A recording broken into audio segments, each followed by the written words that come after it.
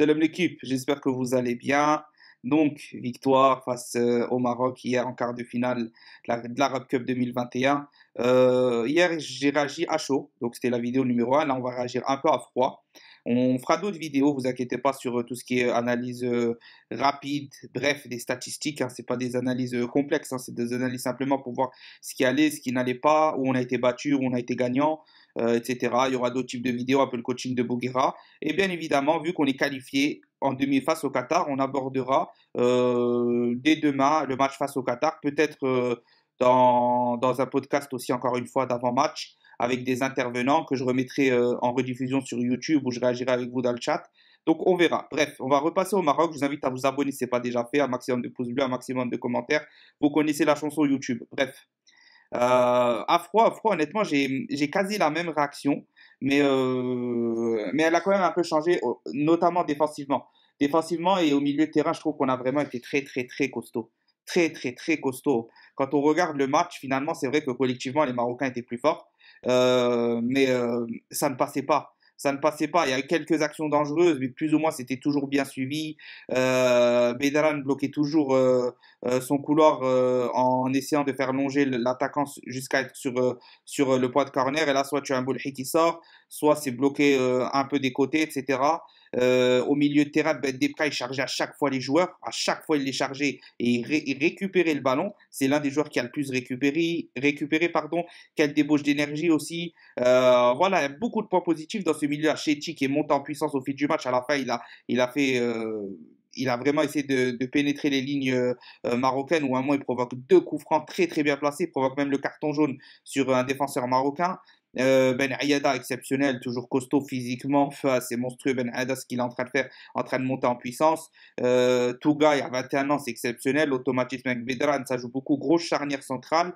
Et pour moi, là où tout a changé au milieu de terrain et en défense, où vraiment on a vu que le Maroc ne pouvait rien faire, alors que dans la construction, cette équipe du Maroc des locaux est très très très très forte, c'est le milieu de terrain quand il est passé à 3. Je vous avais dit dans l'avant-match que moi je voyais un 4-3-3 et pas un 4-2-3 comme à l'habitude de faire Bouguera.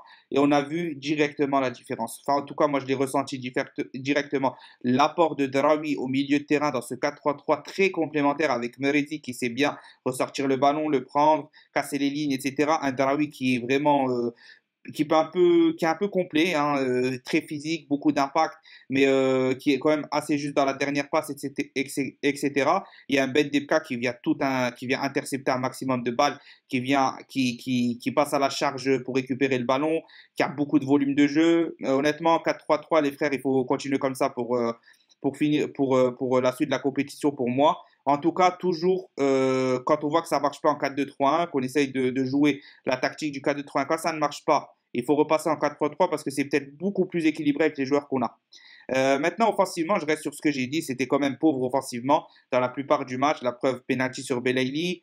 Penalty sur Belaïli transformé par Brahimi et but stratosphérique de Belaïli qui nous envoie en demi. Hein, parce que honnêtement, si on n'aurait pas mis ce but-là, je ne nous aurais pas vu marquer un autre but alors que le Maroc, lui, sur coup de pied arrêté, était bien plus dangereux.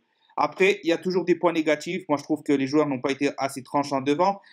Brahimi, toujours beaucoup de pertes de balles, etc., etc. Mais ça, on le laissera pour la vidéo des notes du match où je reviendrai individuellement sur chaque joueur, sur mon avis. Il y aura une vidéo statistique. Voilà.